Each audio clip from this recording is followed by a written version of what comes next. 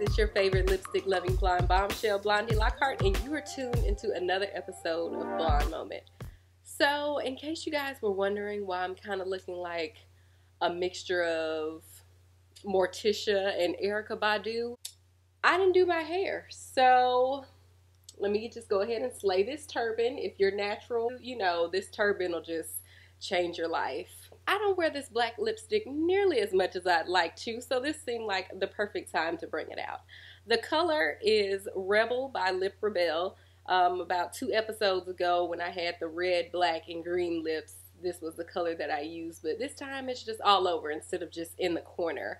And I've had this color for a while now. It's almost been a year actually, and I think this is the second time that I've put it all over my lips, and this is the first time that everybody's actually seen it. Like, only when I tried it on, like, oh, I just got this in the mail, let me play in my makeup. That was the only time I've worn this besides today.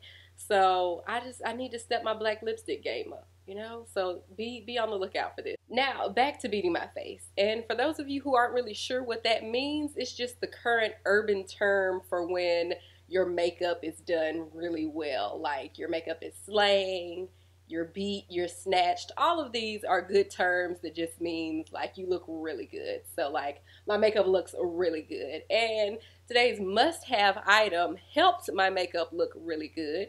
It is the Wet n Wild Color Icon Contouring Palette. And I just love this little thing. Like, y'all can continue to sleep on these drugstore brands if you want to, but Wet n Wild is that deal. If I'm not mistaken, I bought this at Walmart for, I think it was less than $5. The only downside I would say is that this is the only palette that my Walmart carried. So I'm assuming since Wet n Wild has thousands of products that they would have more than one contouring palette.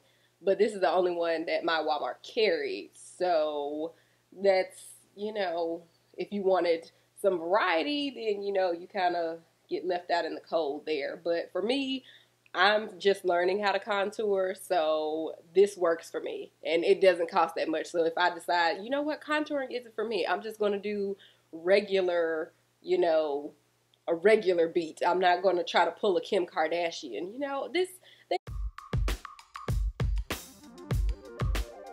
Okay, so this week, everyone's favorite buff, funny man, Terry Crews, decided to open up on his sex life.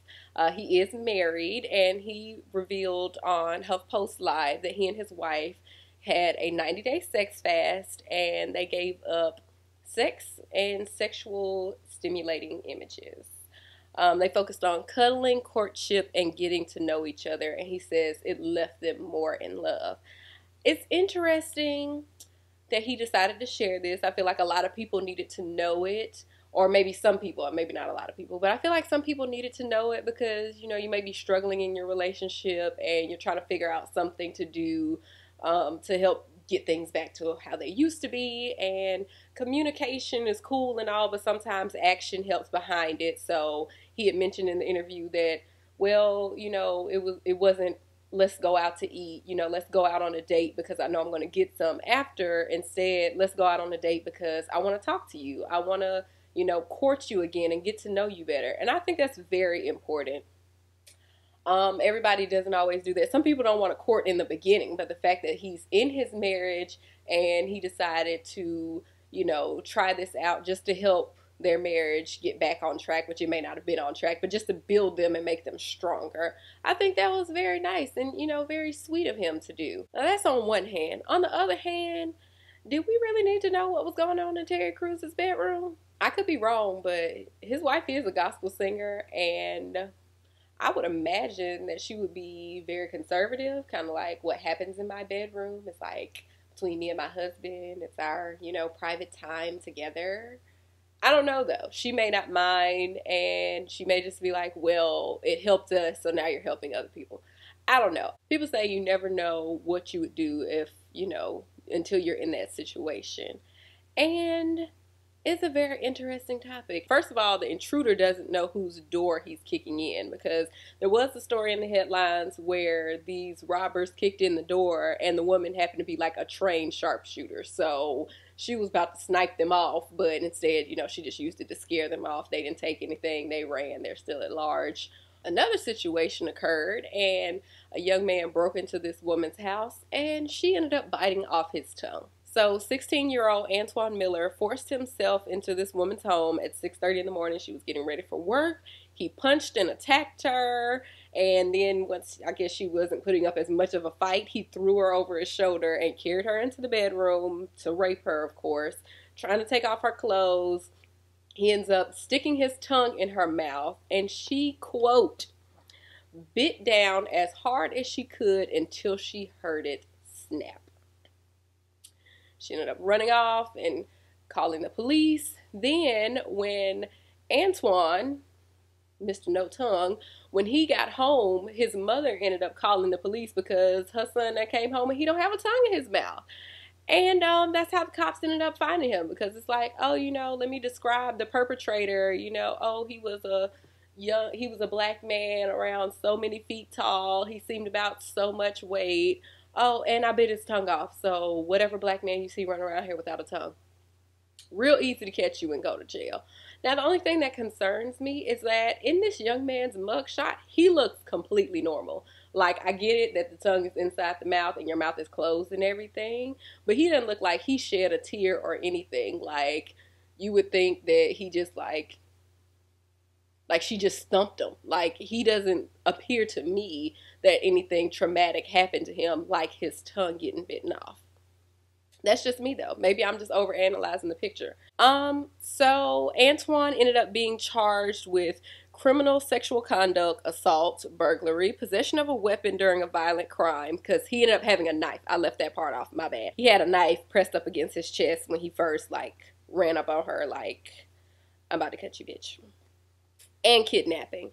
Now, the interesting thing was, as the story continued, to progress, people coming out and talking about it or whatever, and a family member decided to come out and say that he shouldn't be charged as an adult because he is mentally disabled and he only reads at a second grade level.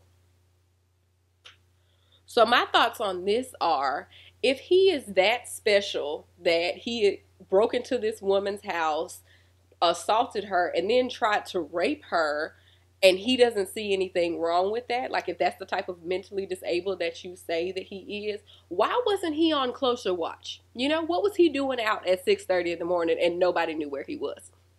I don't understand that. And if he's only reading at a second grade level, that sounds like the family's problem.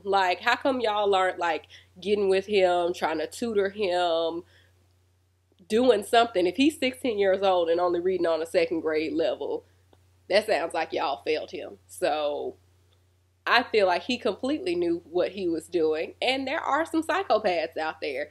This is a sad situation because now this woman is forever traumatized.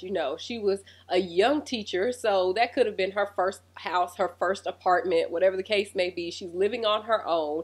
And now, it can happen to anyone, but it just sucks that, I'm trying to be independent. I'm trying to be on my own, and I get attacked. This little nigga just run up in my house and tried to rape and possibly kill me. And he assaulted me in the process. I can't have anything. Why me? And then this young man, if his family is like, oh, he didn't know what he was doing, he only reads on the second grade level. Well, they just doomed him from way back when, once he got past the second grade and was still reading at a second grade level. Seemed to me like somebody should have stepped in there. Where was his mama then? Where was you, family member, saying he didn't know what he was doing? It's, I'm just wondering. My own personal questions. I don't know. If this man is mentally disabled, mentally disturbed, whatever the politically correct term for it is, I hope he gets the help that he needs. Although, honestly, it seems like it's a little bit too late for that. But it's just a messed up situation. But kudos to the young woman, because if it's you or me, I'm choosing me every single time. And things could have went way worse. Thank goodness she was able to get away. I want to know what you guys think about these topics. Would you consider doing a 90-day fast with your mate? And do you feel like Antoine, Mr. No Tongue Miller, should be charged as an adult for his crimes? Leave a comment below. Also, make sure that you like this video, share it all over social media, and subscribe to my YouTube channel. What's been on everyone's lips and the QT&A are coming up soon. For all things Blondies, head to blondieslipstick.com and follow me all over social media at Blondie's Lipstick. Until next time, mwah.